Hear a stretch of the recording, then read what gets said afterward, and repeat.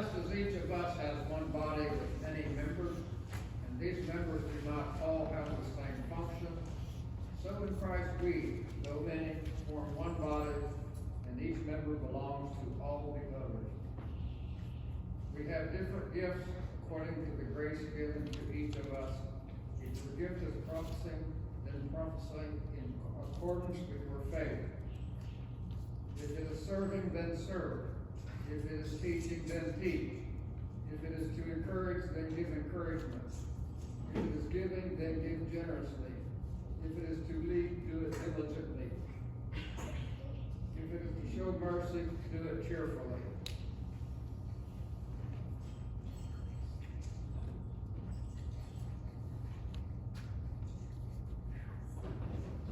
Now we're going to sing, Guide Me, O Thou Great Jehovah.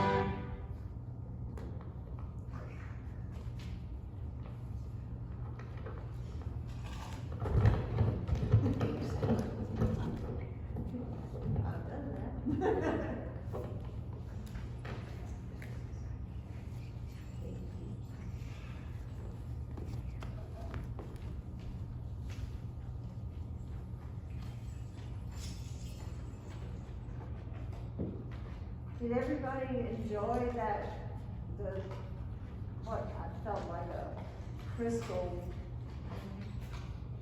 lighting up on the way here? Poor Joe, I ended up taking 43 pictures, so. Why we weren't really early coming in today. I just thought it was just beautiful. So pretty out there. For the next 4 meetings, I'm going to be addressing most of what I'm saying to the youth, and it doesn't mean that the adults can't take it and use it. It's just that I see, like, Lily and Katie are still here, but a lot of ours have moved to other meetings or have moved as they've grown up and gotten jobs somewhere else. And I just want to make sure we sort of cover some things to help them stay grounded on their way. Now, do you do texts like this? Just little, like, by the way, or BTW, on the way. Yeah. Do you know what the top one means? You do you. Exactly, you do you. And you know what the bottom one means? Be the best version of yourself. And these are things that they typically will send to each other. I'll see it and I'll think, okay, that sounds neat.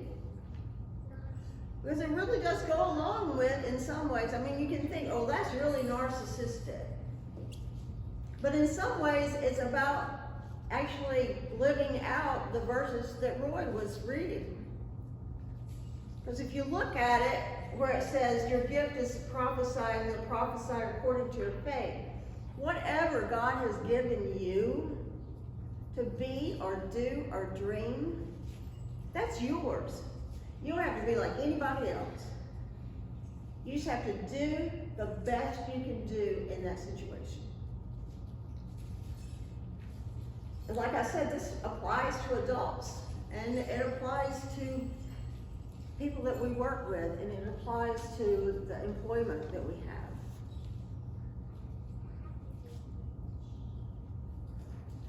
When you get near any native areas, you'll see dream catchers up. It really wasn't part of everybody's tribe, but it seems like teepees and arrows and dream catchers seem to be the thing that gets sold. Some of them are made in China.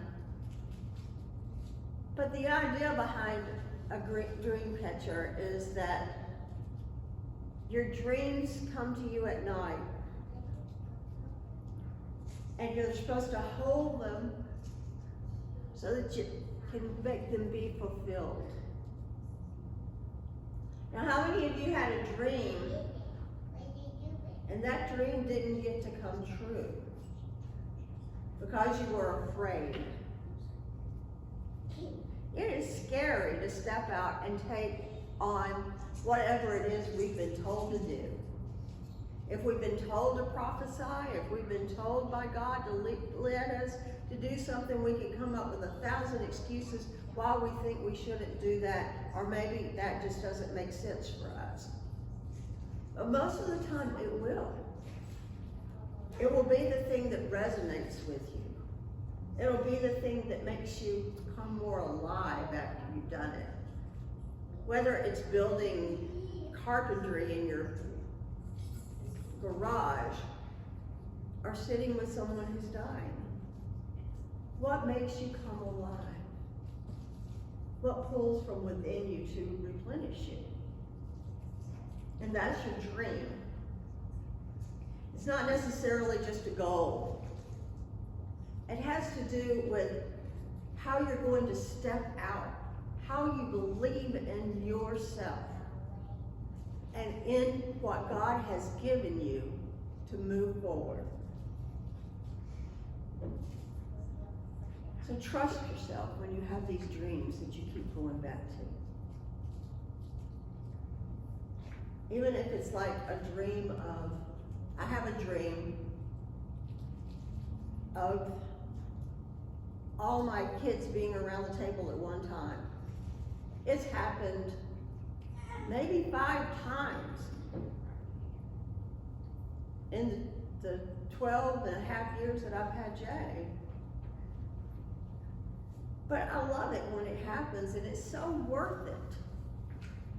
All the wrangling and the can you please get here, and they're all spread out. They're in New Hampshire and Alabama and North Carolina and here. They're nowhere near one another. But when they get together, it's just good for my heart to have them all sitting right there with one another in fellowship. And they're 40 years apart in age, some of them.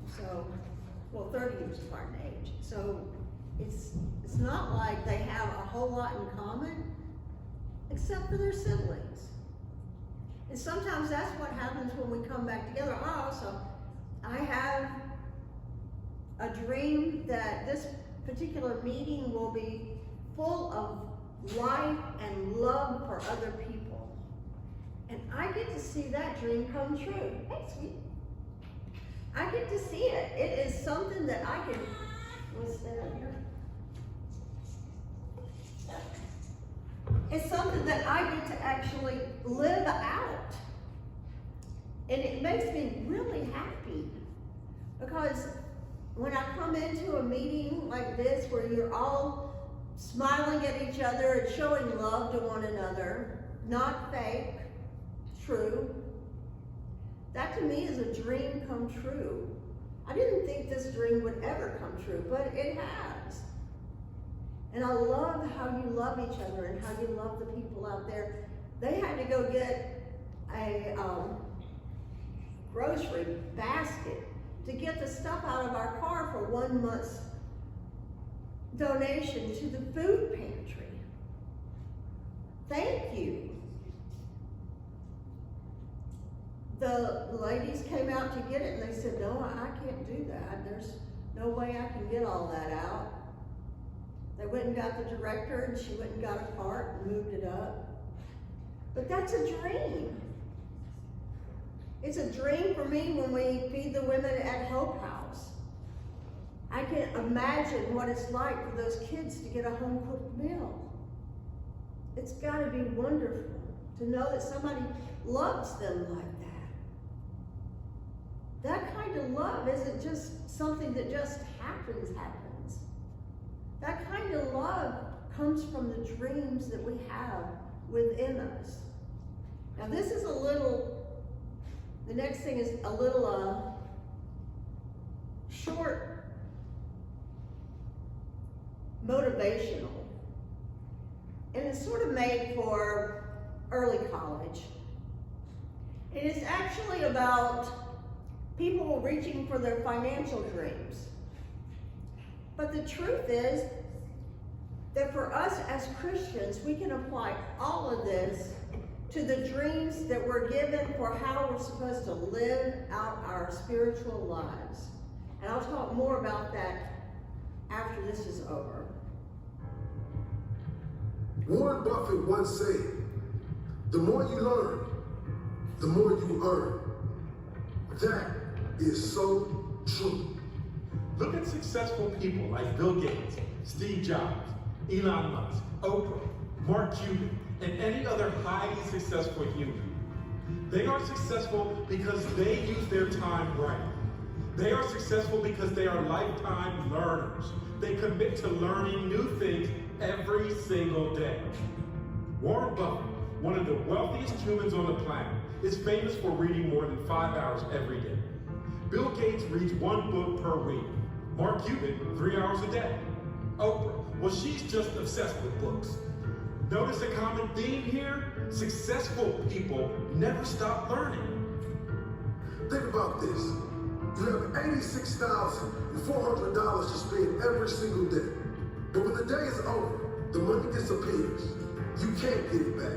When you try to spend all of the money before they disappear, when you try to use it wisely, use it as best you could. The sad part is, we only have 86,400 seconds a day, and most people take this time for granted. Most people let this time disappear without a second thought. We never get this time back. We must use it wisely. We must be productive. We must use our time to do things we enjoy, or use it to set up our life, so we can spend our future doing more things we want to do. Instead of wasting your time on meaningless things, use it to learn new things. The time you spend playing video games or partying with your friends will never come back. Once you use that time, it's gone forever. Use your time wisely. Read books. Study hard and learn as much as you can. Most people give up on their dreams because it gets too hard. A lot of students stop chasing their dreams because of one failed test. Matter of fact, most students don't even try their best when they take the test because in their mind, they have already failed the test. They stop believing in themselves, and once the belief is killed, the dream is killed. If you have a dream, you must do everything to make it into reality. It doesn't matter how many times Never stop believing in yourself. Life itself is a test. Sometimes you will fail, but the only way you can be a failure is if you stop trying. Whatever dream you have, use all your energy to make it into reality. Push yourself to become the person you are destined to become. If you want to get results you have never got before, you are going to have to do things you have never done before. The richest man in the world, Bill Gates, was once asked which superpower he would like to have. The richest man in the world said that he would want the ability to read books faster. Success is not about the money, the fame, or the big house. It's about becoming the best version of yourself. You will fall down many times on the road to success. But the most important thing is that you get back up. Get back up stronger and wiser than before. Create a mindset that does not allow you to quit or stop believing. If you quit on your dream and give up, you'll never know how great you can be. Never doubt yourself. Doubt kills more dreams than failure ever will.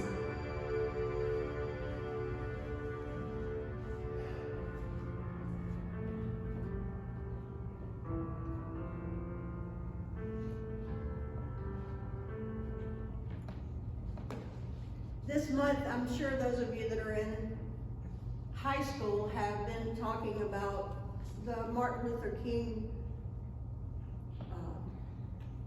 speech that was given in Washington. And while it is true that that speech was given and that he had somebody writing it with him, a lot of what came out of that speech was written years before. That march was Bayard Rustin's, who was a Quaker, and because he was gay, no one talked about him. He got to write the speeches and things that King gave. And he said he never regretted it. He remembers one time being in the trunk of a car, listening to Martin Luther King Jr.'s speech, and knowing that God was using him. And he said, because of that, my dream came true. I had no idea. He knew he was a gay man. And at that point in time, he had no idea how what he had to give they would ever accept. His husband, Walter, is a good friend of mine. And he talks about how Bayard's dream got lived out through a civil rights movement that he had imagined for 20 years. That march in Washington was actually planned by Bayard Rustin back when he was working for Phillips. There was a strike going on in labor about paying the black men in the labor unions the same as the white men in the labor union. And it made a big difference. But the person that he was working for was able to get a deal together with the President of the United States, and they were able to get a bill through, and so he didn't have to do that I Have a Dream or large march on Washington.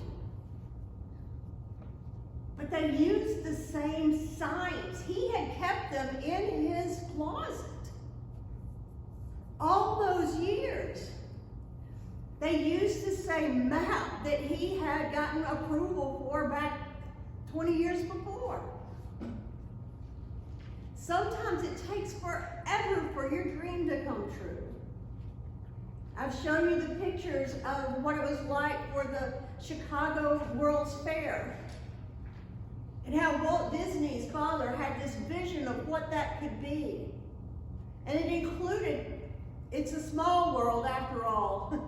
It included the beautiful castle that you see when you first come in. And it's one of those things that you know that person in Disney was living out not just his father's dream, he was living out his own. And in so many ways. And the others might have felt like they should just give up. But Byron Ruskin never said to himself, I'm not going to continue to dream. I'm not going to continue to work for God. He made sure his everyday and mood went towards what he had a dream of. And that dream became a reality for many people because he didn't give up on it. So if you have a dream about this world and what you think it should be like or what you want it to be like, don't give up. You'll be told over and over to go for where the money is. Because people don't know how to be happy with what they have. But we can be happy with what we have. We can be enjoying this moment completely. There's no reason. If we're in pain, we can still enjoy it. I'm walking proof of that. There's a lot of you that are walking proof of that. You can be poor and still enjoy this life. It's a choice. And that choice of happiness or joy or contentment in that has to do with being good with yourself, with knowing that right now you are being the best version of yourself, and you just let go of how that dream's going to come into reality, because if you don't, you might think, oh, well, it's just about me, and it might be your ego and not God's dream. So it's important to differentiate between money and your dream. If your dream is, I'm going to make $1 million, you might make $1 million and then wonder why you're not happy. But if you have a dream of, I'm going to make $1 million and I'm building a subdivision that has houses for everyone in it, and I'm going to drive through that subdivision and see everyone of every color and every economic bracket interacting with one another, you can make it come true. We know this because it was done in Richmond. We have a community on the west side that was envisioned by one of our Quakers there, that he wanted to make sure that that happened. He also envisioned having a museum for the Underground Railroad in Fountain City. And I had heard him talk about that dream so many years before he was able to make it into a reality, and he was having really bad health when he was able to do it. He was finally able to bring it to fruition, and just a couple or a few years later, he died of cancer.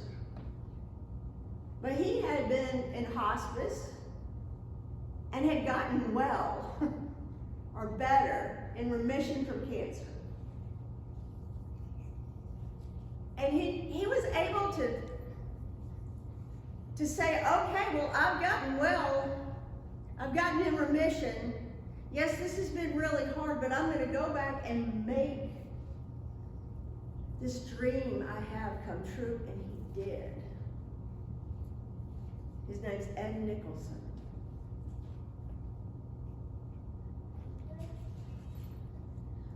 So most of the religions in the world will let you know that chasing after financial wealth is not the road to happiness. That if you're healthy, that you feel better. So try to stay healthy. You know, sleep, eat the right things, the stuff you think, okay, well, if I'm an adult now, I can make those choices. Okay, if you're an adult, make good choices. Make choices that help you to become the best version of you that you can. But contentment is your greatest wealth. And there are ways to get there. There's spiritual ways that you can get there to that feeling of contentment, but you're going to have to set time aside, and you're going to have to avoid the drama that's going to be just so like, I would just be so excited if I can get in the middle of all of that. No. Step back, let it go over you, and then just continue your relationship with God, or higher power, or whatever you want to call this inner soul of ours. For me, I see it as Christ, my inward teacher. And when things get so rowdy, I can't hear this Christ. Or if I get so stressed, I can't hear this Christ. I'll find some way. Meditation. There's some of us do crafts. Some of us take walks in the woods.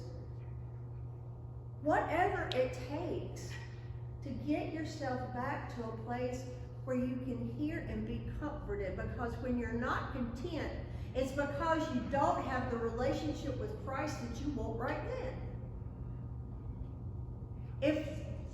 If we're not having trouble, but just say Joe and I were having trouble, and our relationship was not going well, and it's going well.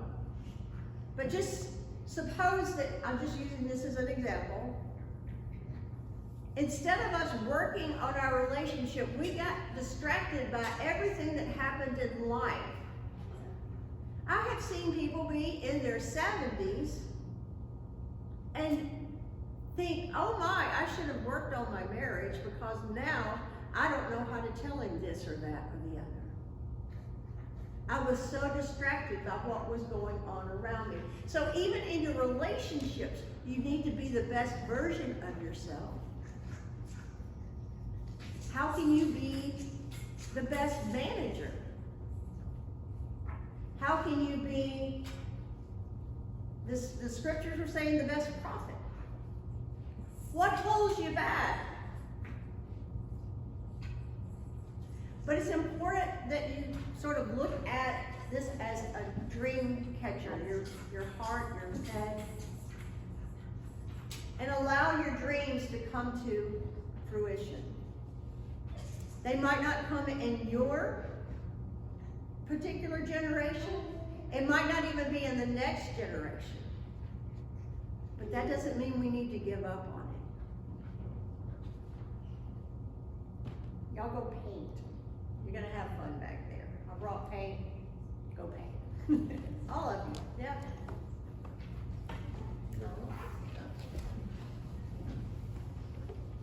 They're doing pictures or paintings today of what inspires them, what gives them hope. What is their dream?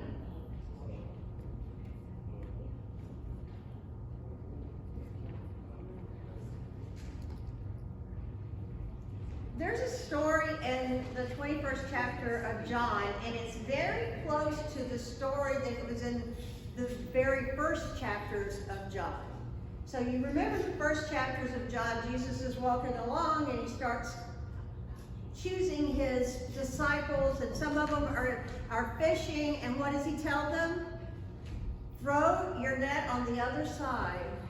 And then when they got that amount of fish back, because they listened to God, because they listened to what Jesus was telling them, they could hardly put it in the boat. Flash forward 3 years later. They are the same people. They had to, as they got older, change some of the things about themselves so that they could be better at what Christ was asking them to do. And one of the ones that made this significant step forward was Peter. We know that after Jesus was risen from the dead, he walked back to that same place, and it says, before it gets to that part, it says that Peter was distraught, and he said, let's just go fishing.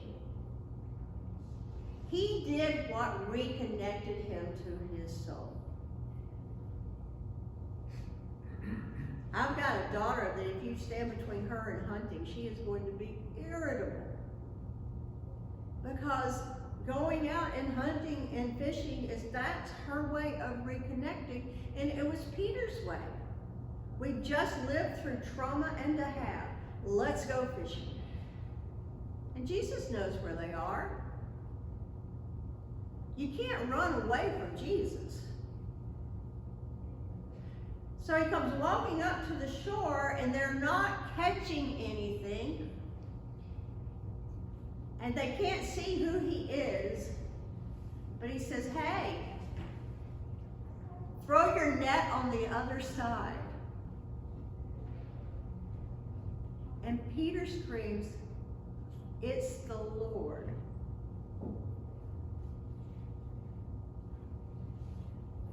He was very excited to see Christ back and to hear that the same thing can continue to happen if we follow what we're hearing from God. Many times we don't, because there's something that holds us back. And there's a really cool book that I like called Living the Dream, Uncovering the Plan. It's written by a fundamentalist minister in Tennessee, but it's a great book. And Julie's going to read a little bit out of it. How many of us have stopped dreaming great dreams for God because we think we're not qualified? It's not that we don't dream. It's that our dreams get robbed from us by our own negative thinking. John continues with the story of Jesus on the shore after his resurrection, saying that as Peter was out fishing, Jesus showed up on the shore. He called to them, "Did you catch any fish?" And they answered, "No." Jesus replied, "Why don't you try throwing your nets on the other side?" And then John said to him, "Peter, it's the Lord." And in that moment, Peter grabbed his coat, jumped out of the boat, and started running to Jesus. He jumped out of what he was comfortable with. He jumped out of what he had known. That's exactly what your response needs to be. Jesus is standing on the shore of your life, calling you to greatness and encouraging you to reclaim your dream. Your response must be to leave what is comfortable and run after the dream God has for you. You were not placed on this earth to play it safe. A faith that plays it safe is not a real faith. God invites us to take risks, to walk by faith, and to get out of the comfort zone and believe great things will happen.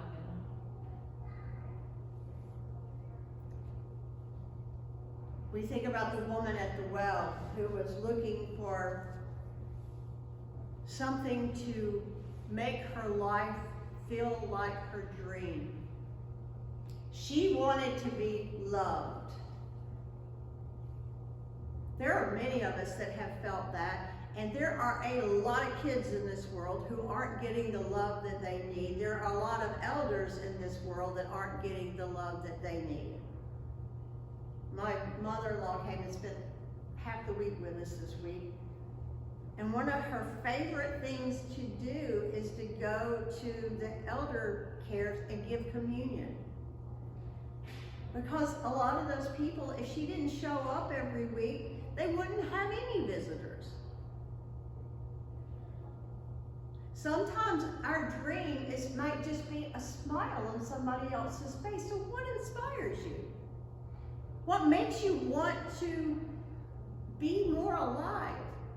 What makes you want to be the best version of yourself? What makes you dream?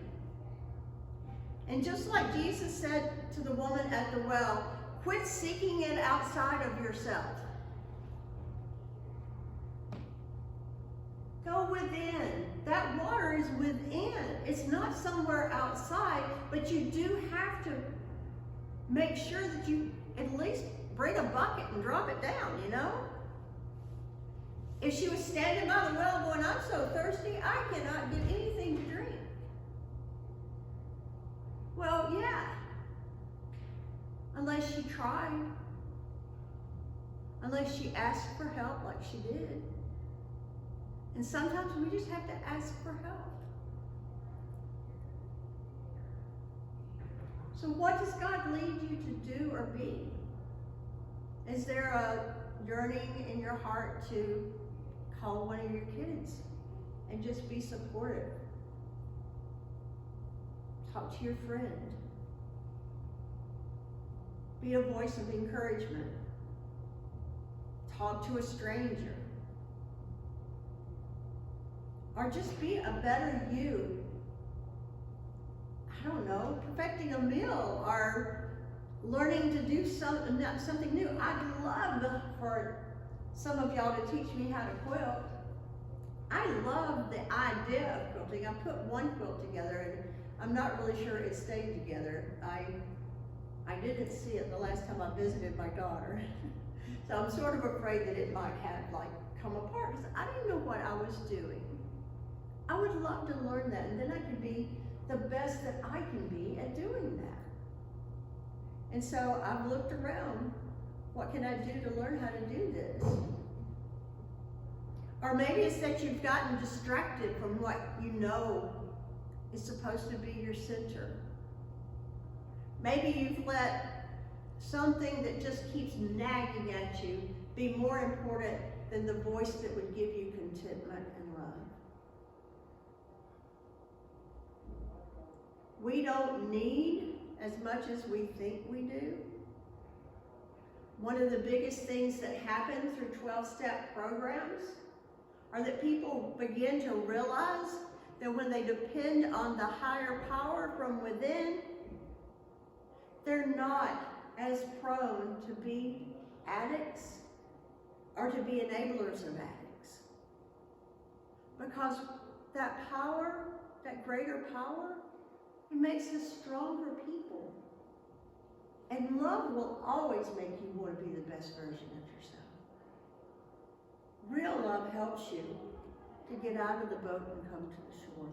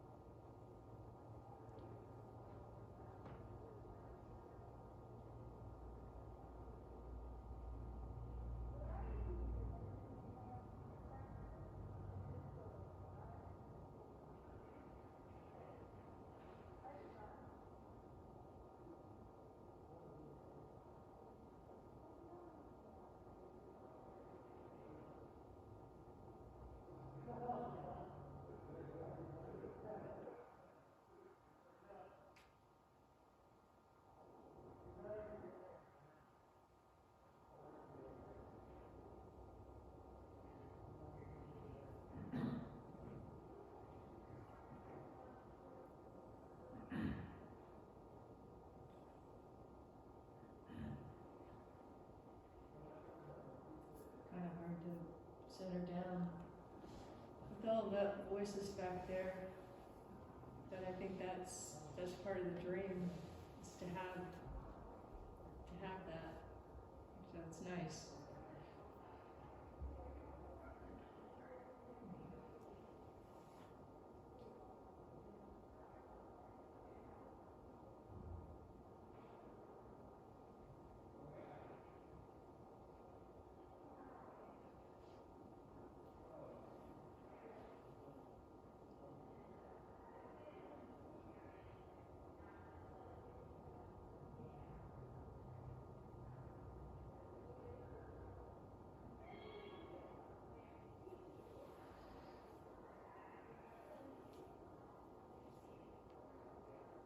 Hearts and minds clear.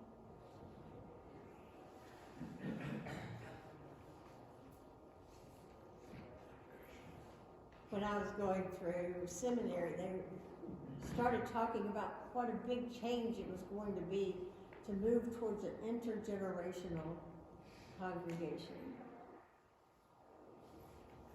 And I was just wondering, they just haven't been to West Elkton, because I love the way that all the generations here interact with one another as equals, and as having that of God in them, and encouraging that of God in one another. I think that you do that really well. I want to thank Bob and Pixie for the room that they have freshened up, and the couch is so nice. It's very nice, and then Pixie put it together, and Thank you for your help, contribution. oh, Appreciate that too. It's a joint effort with everybody. To have a place for the kids to get off to. All we need is more kids. They're coming, they're I'm coming. sorry, Bob, but They're coming. I personally don't want any more. Yeah, everybody want to break that to fix it.